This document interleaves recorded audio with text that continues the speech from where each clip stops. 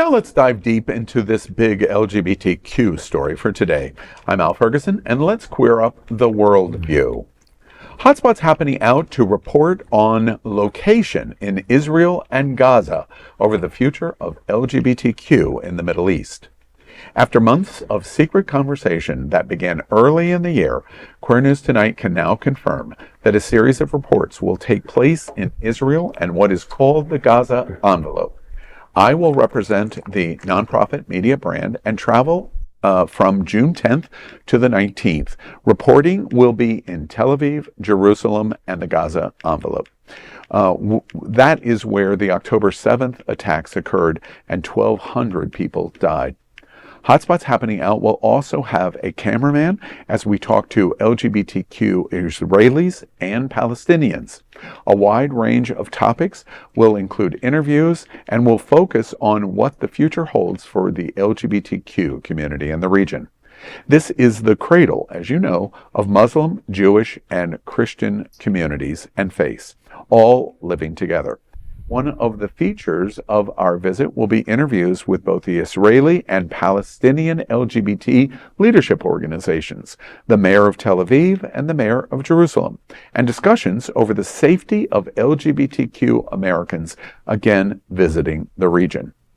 After the October 7th Hamas attacks, the 2024 Tel Aviv Pride was canceled. I will be a guest of Tel Aviv Pride, where I will be able to document firsthand the reemergence of this LGBTQ celebration in Israel and for the entire LGBTQ community in the region. Tel Aviv Pride, one of the largest in Europe, was canceled in 2024 because of the Hamas terrorism attack and will return this year. Issues over Israel and Gaza have had worldwide ramifications, including those for the LGBTQ community. The impact of the Israeli-Gaza war has dramatically affected college campuses, university funding, and the GOP response may have had direct implications on election outcomes, including that for the U.S. president. There are often two distinct points of view on the war in Gaza. We will talk to LGBTQ community members affected from both sides. We will report across all of our platforms in streaming television, digital reporting, and print in Hotspots magazine. We invite you to follow us for this historic moment as we document LGBTQ history in the making, exclusively here from Queer News Tonight. Well, we're very proud, first, to announce this. I would be remiss if I didn't say I was also a little nervous. Yeah. It is a region of the world where it seems like nobody agrees on virtually anything. Just today, I was reading some of the things that the Jerusalem mayor said about Jerusalem Pride and unflattering comments about the LGBTQ community. And the question is for him, what is he going to say about whether LGBT should come to Jerusalem? Darrell and I were directly affected because 2 years ago, Sunshine did a trip and Cal was with us and Faye was with us, where we went to Athens and to Kusadasi in Turkey and to the Greek Isles. We went to the Giza Plateau in Egypt, which everyone said you can't bring an LGBT group to travel there. And we were to go to Tel Aviv and from Ashdod and Jerusalem. And Israel was canceled because of the event. So this is a first opportunity to go back and see where it is progressing and hear the various points of view. I invite all of us to stay tuned. It likely it's going to be very interesting. I think it's fabulous that you all are doing this. When I think about the conflict, I say, will there ever be a resolution? Because on both sides, people are suffering.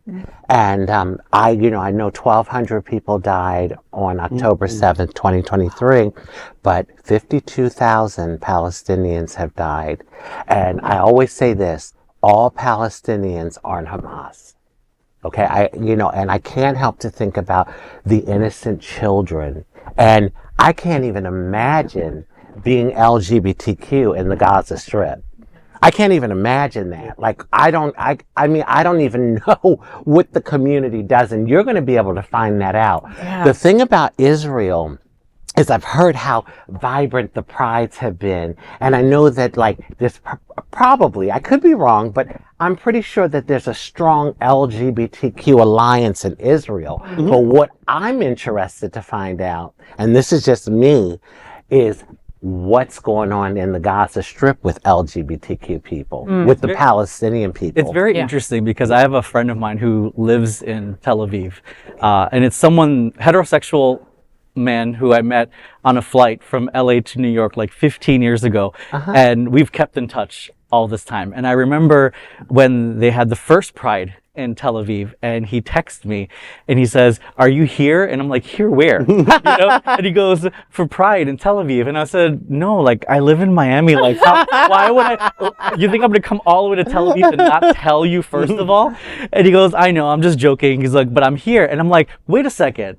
Are you gay? Because I thought you were, you were straight." And he goes, his response to me, I'll never forget. His response was, "Pride isn't just for gay people." Oh, I love Wow. that. And I was like, That I love. what an amazing response to I their love first Yeah. Pride in Tel Aviv, Yeah. and how the community came together Yes. to support their LGBT friends. I love even more that your friend just thought there was one Pride and you were Right, gonna be and I was at gonna- it, I was right? gonna- Like, how yeah. beautiful is that? I And love that. The second part is I just wanted to note that that trip that we went on, Al, was absolutely incredible because Faye and I got to broadcast live in front of the Great pyramids. Pyramid. Yes. And that was probably one of the most epic experiences of my Visual life. of it was breathtaking. Not only to be with all of you, but for you and I, Faye, to have been there in Yeah. front of the pyramids, and we had the camel, behind us. Behind us, You know, yeah. to And you had broadcast. I had my your my yes. great grandfather's hat with me.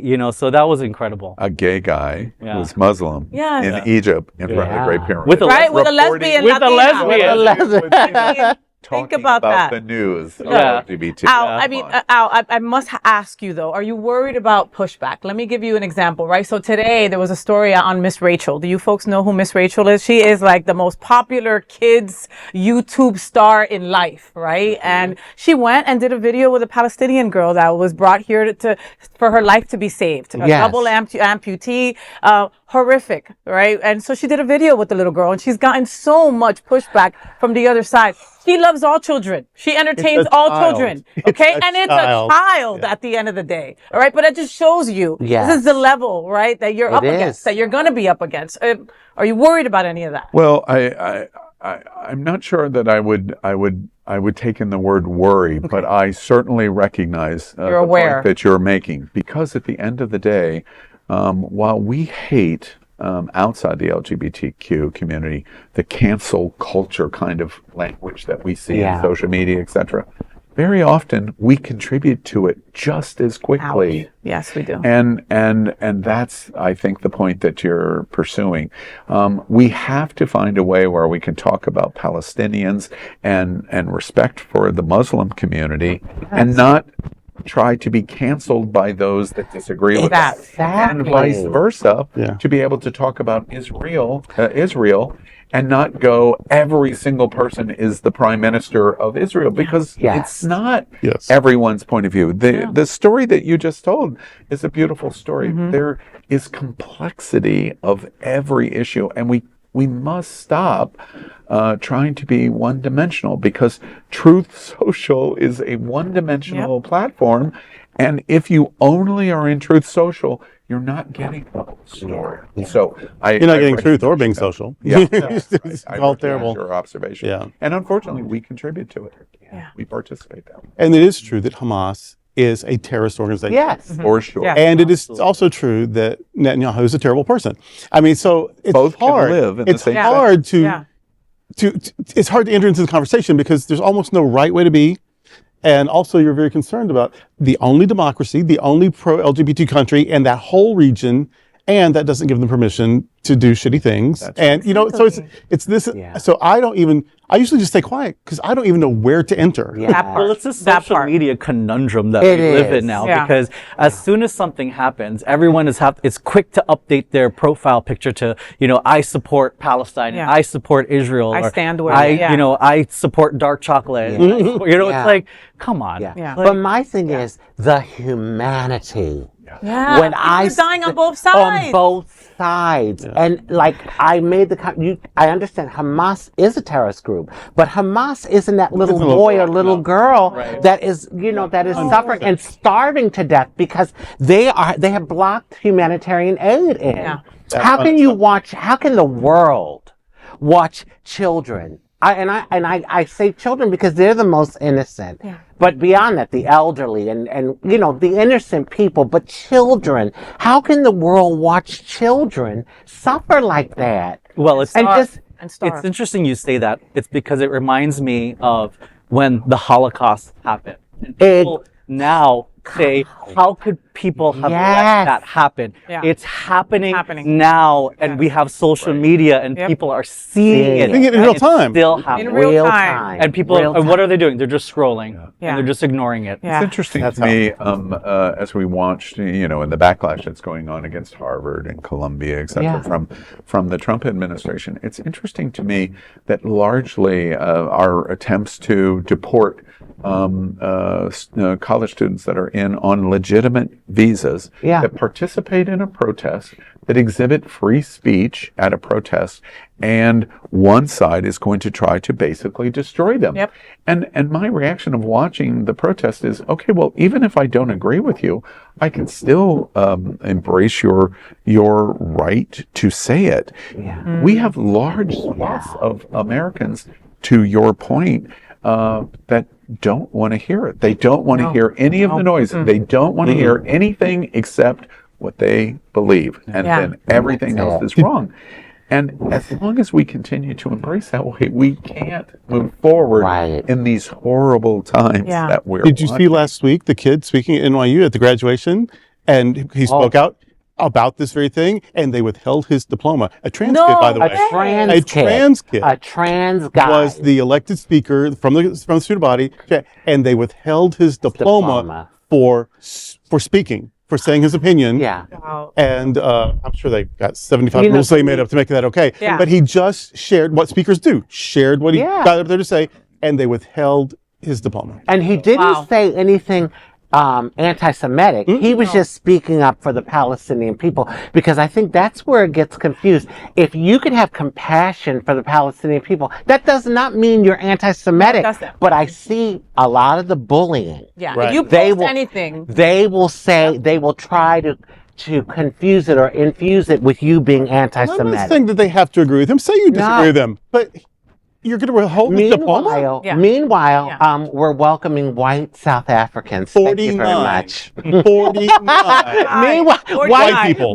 Come to our country, white South Africans. my The God. black and brown people, get out. Right? Well, one thing is for sure after this conversation, I maybe I'll be rethinking.